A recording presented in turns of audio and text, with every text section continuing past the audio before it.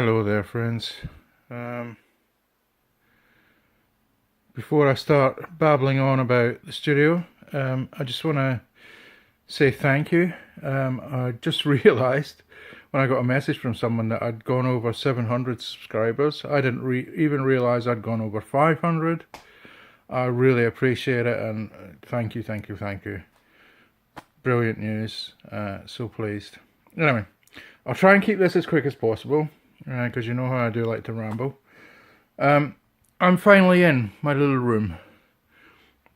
The control room of what will be my recording studio. It'll be the control room once I build the live room, but for the moment, this is my recording studio. As you can see, everything's set up, albeit temporarily, because I do plan on replacing the desk and building a custom desk which will incorporate that rack which has been built temporarily just to house everything so that I can test that everything works, and because I've got a bit of a new setup at the moment for this purpose in here, which I'll explain a little bit about. I've tried some new custom dispersion stroke absorbers on the ceiling. Made these myself. I've done quite a lot of research on all the absorption. I've talked in other videos. I mean, the two big things in the corners here are bass traps with they go up to about halfway, and then above them is a pair of speakers that are eminence loaded speakers with a 12-inch woofer and I think it's a 1.5-inch horn tweeter, and they actually come out of a cinema, and they're front ported. They're really, really nice speakers. I'll put some pictures up. They sound really good.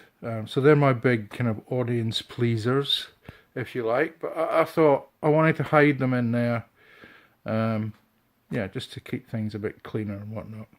So if I just talk to you about the changes that I've made to my setup.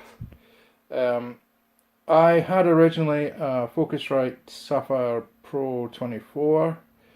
This is this top one, the 2-channel, the 2 mic pre's and whatnot. I don't know how well you can see these. And I bought recently the Pro 40 with the 8 channels. Reason being, originally when I was doing this, I was going to buy the RME PCIe card that has the 3 ADAT ins and outs. It gives you 24 in and outs. But it would have made my Focusrite audio interface redundant. And when I discovered that you can actually link the Sapphires together, so not all of the line you can't, but these two. So I've got the Pro 24, the firewire comes out of that and goes into the Pro 40, and then from the Pro 40 it goes into the computer. Then I've got the Octopre coupled into the Pro 40 via ADAT, and I've still got one ADAT port in here, which I haven't tried it yet, but I'm wondering whether I can get another Octopre and couple that in, and that would give me another 8 channels. So at the moment I've got 18 Focusrite mic pre's going in.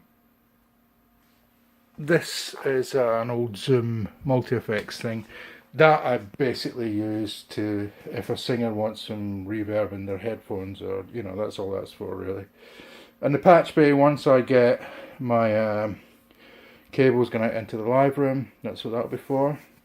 This guy here is a powered mixer, a very old power mixer, but it's silent, there's no fans, that's why I'm using it, and that's powering the Eminence speakers in here.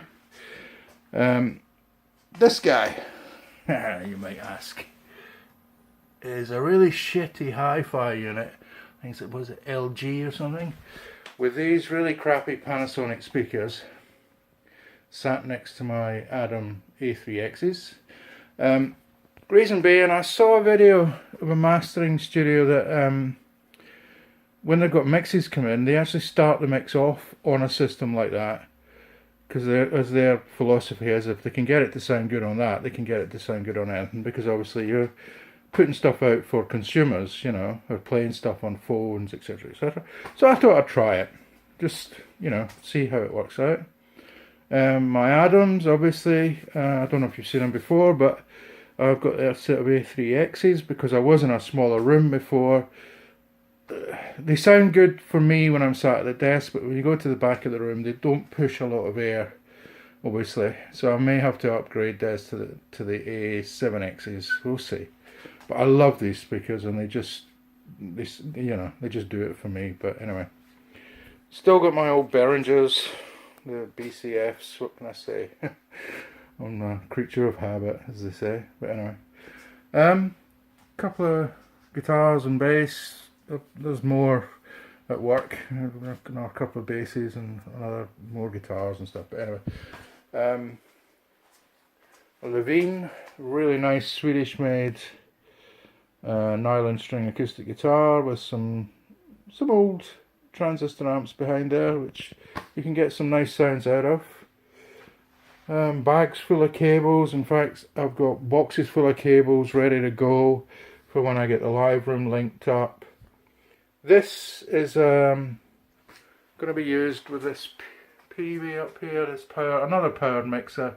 That I thought when I get the live room set up, I can have a PA set up in there, so if anyone wants to use it for rehearsals, you know, there you go. So, listen, I'll try and keep this short, because there's not that much to show you in here. I'll intersperse some pictures of the speakers and whatnot, so you know what I'm talking about. I'm really trying to learn this room now. I think the only thing I've got left to do is I'm waiting on some dispersion, what do you call it? Oh, dispersion panels that are going to go up on there. So pretty much I'm there. My poor old Fender Bassman, it needs a new set of valves, but we'll get that sorted. And what I thought was, we're at, I don't know, what is it, June the 6th or the 7th, I'm not too sure, of 2017.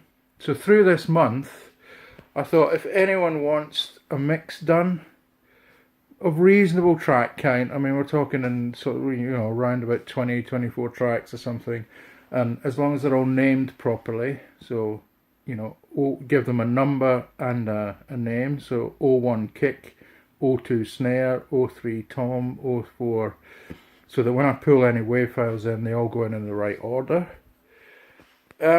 I'll happily do it for you for free. Do a mix for you for free so that I can try and learn my room, get some feedback from you. Maybe I can use it in future videos if that was okay with you guys. But if anyone is interested, please get in touch. I'll put a link to my Facebook page in the description of this video, and we'll go from there. So I really appreciate the subscriber rate going up as rapidly as it has. I've been so busy with this place that, you know, I'm missing out a lot of stuff, and really, you know, need to get back into the YouTube thing and doing some tutorials. I mean, now that I'm set up again, I can get back into doing some tutorials, because I haven't even had my computer set up anywhere since we moved.